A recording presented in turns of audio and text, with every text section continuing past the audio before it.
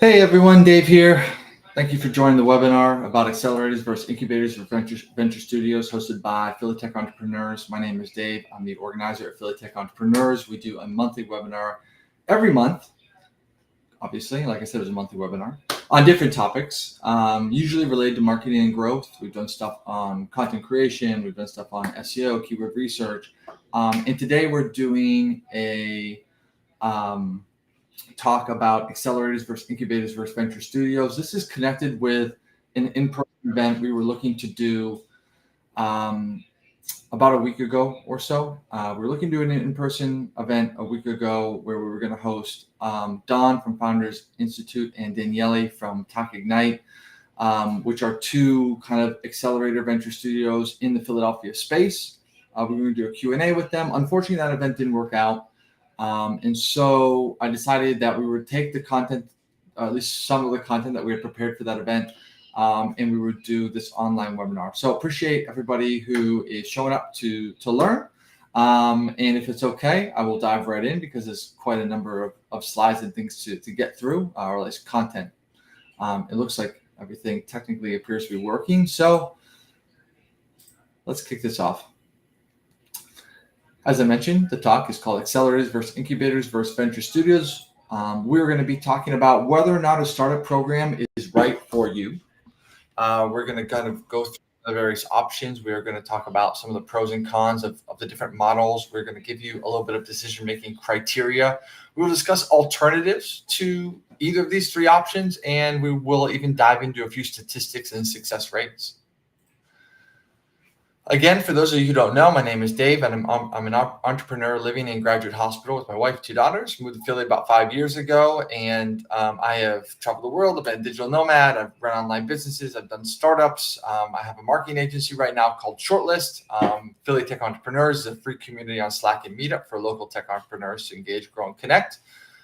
Ironically, I've never been a part of an accelerator program. I've applied a couple times. When I had a startup called Ninja Outreach, we applied 2 years in a row to a well-known accelerator called Techstars. In each case, we made it to the final round, but we did not get selected. Nevertheless, that startup worked out well. I bootstrapped it for 4 years, eventually sold it for over $1 million. So it is not, there are multiple paths to success, which is one of the things we're going to be talking about today.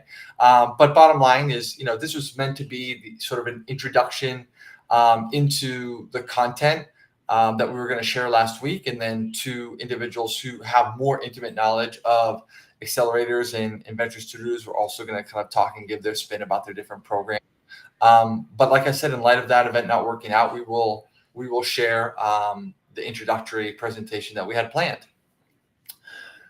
Startup growth options. You have many, although you could in some ways divide them into, to get funded or not to get funded. My path has always been bootstrapping or self-funding. It tends to be slower because you do not have an injection of cash to work with. But on the flip side, you as a founder retain full control and equity of your startup.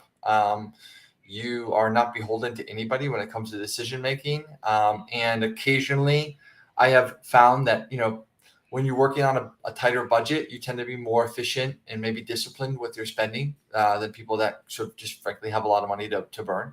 I don't want to generalize, but it's something that I've seen. Alternatively, though, there are various paths that also should be considered. And they have a lot of different nuances. And today I come across organizations all the time that look like they may be an incubator, a venture studio, or an accelerator, or some blend of the two. I think every program is very unique and kind of has to be evaluated individually on its own merit. So you do have to be a little careful with labels. But generally speaking, things like incubators tend to be a less intensive long-term support that offers some more flexibility in time. So imagine, a business kind of enters an incubator and is given some degree of support, mentorship, maybe office space to work in, but they're not on a fixed program. They don't have a specific graduation date. They're in an incubation, right? Venture studios, in my opinion, tend to be kind of a unique approach to taking an idea, validating it, and then offering some very hands-on research and resources, such as maybe even developing your MVP for you. So they might actually offer like technical support, guidance, development on your behalf. It's very hands-on.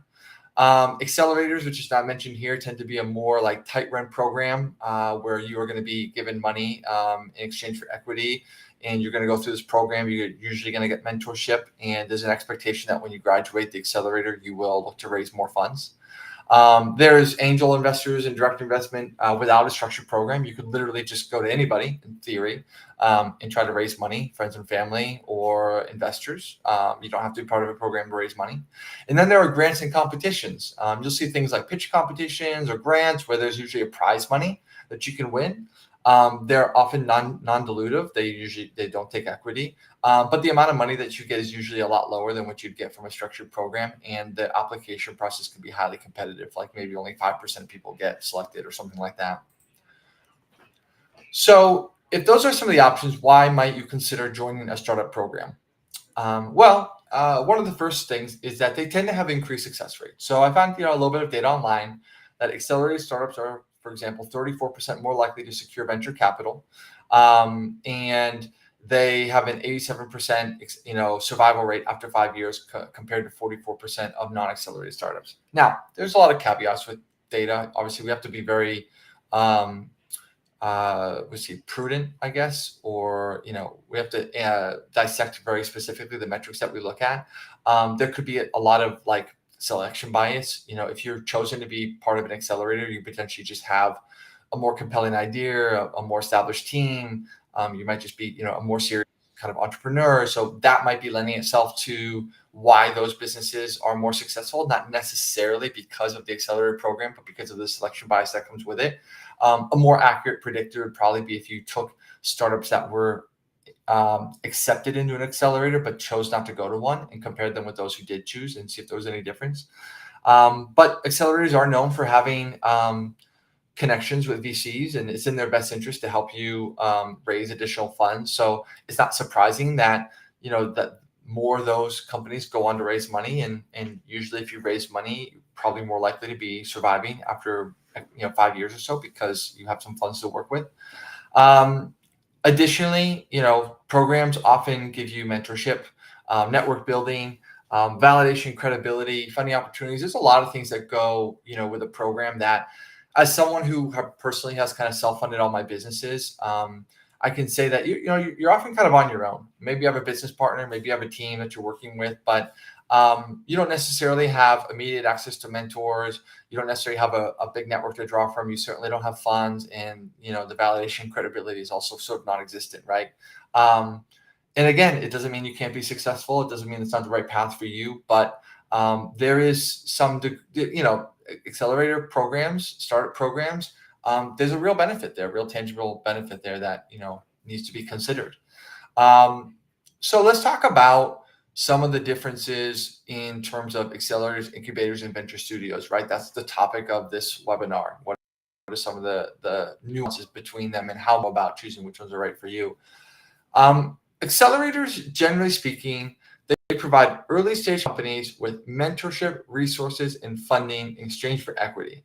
So normally you're in like a cohort that lasts like 3 or 6 months, where you're focused on rapid growth and scaling.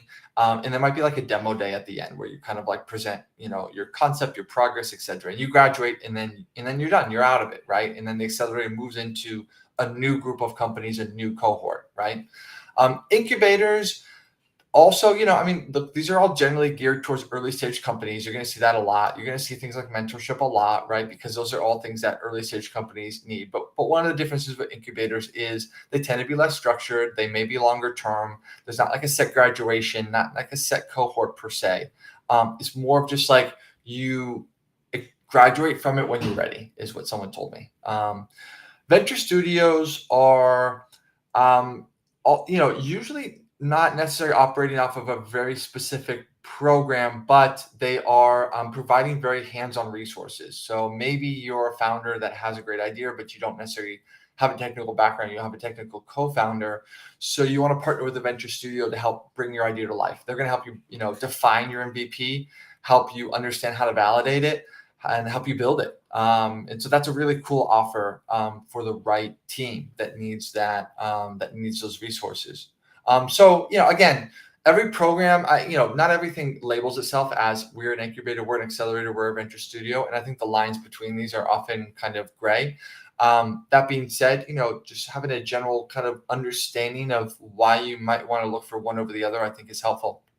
But there are a cost, right? There's a cost with any of these paths that you pursue. And that has to be understood. We've talked a lot about the pros of joining an accelerator, but let's talk about the cons. One of them is equity trade-offs. Okay. So a lot of accelerators are going to want equity in your business in exchange for the money that they're giving you and the time that they're putting in to helping you with your business. It's going to vary a lot. From accelerator to accelerator, I've seen things like maybe 7%, maybe not uncommon. I think like things like Y Combinator is usually around that. Again, don't quote me on that because I'm not an expert on all the different programs, but I've seen things kind of like that amount. It's not like 50%, I guess is what I'm trying to say. They tend to be competitive. Like you could spend a lot of time just trying to get into the accelerator that is time away from just your business and focusing on your business and growing your business, right? It's applications, it's interviews, it's videos, quite, long, and the applications tend to be long, right?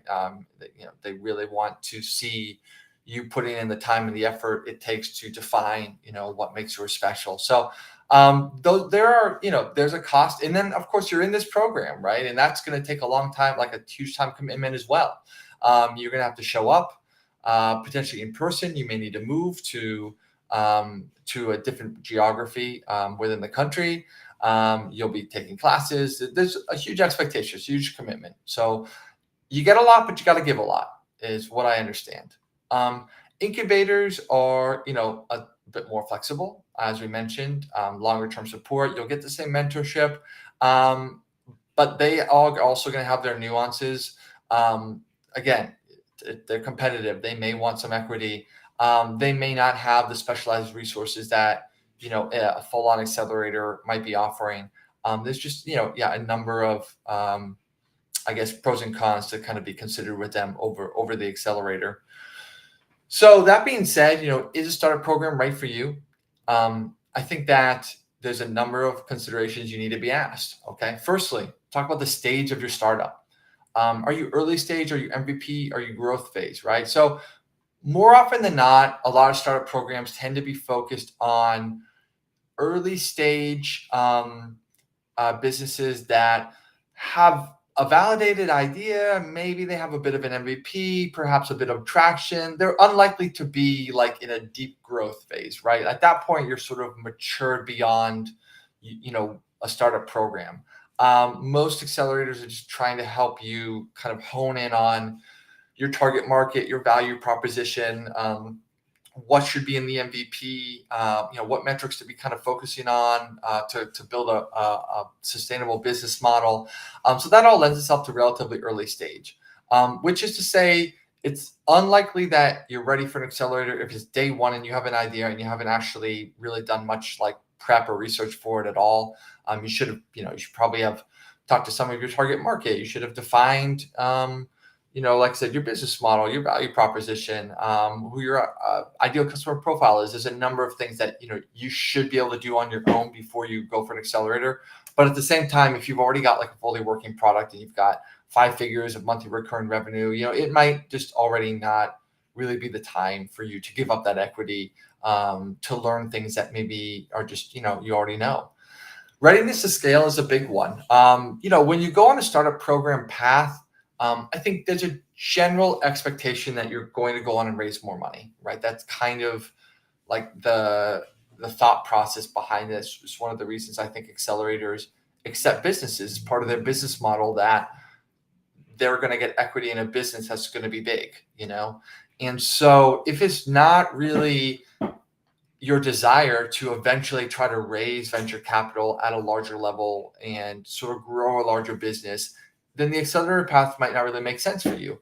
I've always been more of a lifestyle entrepreneur. I've enjoyed kind of running small teams and being agile and just kind of making decisions myself, and working from home and not, and all these different benefits of that. And so that's one of the reasons why I haven't been particularly serious about trying to pursue an accelerator for some of my ideas. Additionally, there are certain ideas and business models that just kind of make more sense for an accelerator. So, you often associate startup programs with like a tech-driven business, right? Like a software product, software as a service, something like that. One of the businesses I own is a digital marketing agency. This is not like an appropriate business in like 99% of cases, for um, an accelerator. It's not a hyper growth space. It's not a particularly tech driven industry. We use tools, we use technology, but we don't have like proprietary technology of our own. So in that sense, like it's meant to be just like a small, medium sized business, right? It's not really meant for a startup program. Are you willing to give up equity? Okay, there are trade-offs with this. Again, the accelerator is maybe the first line of equity that you might give up, and again, that might be like I said, 7% or something like that.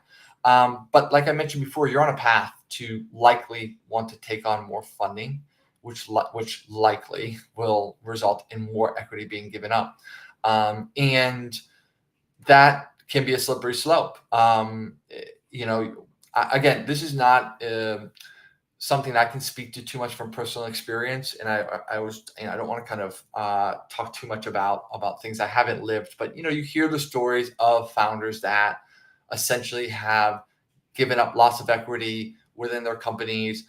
Maybe they did finally exit, but they didn't actually financially benefit from a lot of it because so much equity has been given away and dilution has happened along the way, and so that is a big trade-off. The program fit, I think we are talking about startup programs in a very general word, incubators, venture studios, accelerators, but every program is very unique. They're going to have a unique model in terms of how much money they give, how much equity they take, or do you need to attend in person, or can you do it virtually? Does everyone in your team need to be there, or could just one person be there? What actually, how long is it? Uh, all these different things, or do they specialize in my industry? Do they have a track record of success? I mean, it's really, you're evaluating this opportunity and you need to make sure that it aligns with your goals and values. So the decision framework, do you need mentorship? Do you need a network? Do you need resources? If you feel like you have these things, start a program might not be right for you. If you feel like you have a great idea, and you are prepared to take it to market and you're looking to sort of grow big and you're willing to give up some control and some equity along the way, start program may be right for you. That's the decision making here. So that is the end of this presentation. We, as always, we share the recordings and the presentation and a transcript on the phillytechentrepreneurs.com website. We have a specific category for webinars. You can find it all there. I know that there are a couple individuals on the call today, Daniele, who runs TAC Ignite. And if anyone does have any questions, I'm happy to kind of answer them now. He also offered to sort of answer them now, but if that now is maybe not the time for you to come up with a question, or you're watching this in the future, by all means, get in touch with him in our Slack channel. He's very responsive and stuff like that. He's got an email here that he's listed as well. I will spell it out for those who can't see. It's DDELLAVALLE at tacignite.com. Okay, that's D de la Valle at tacignite.com. So again, really appreciate everybody who attended today. And thank you much. Tune in next month for whatever topic we decide to promote, but it will always be, if you have ideas for things you'd like us to cover, let us know. Thank you very much.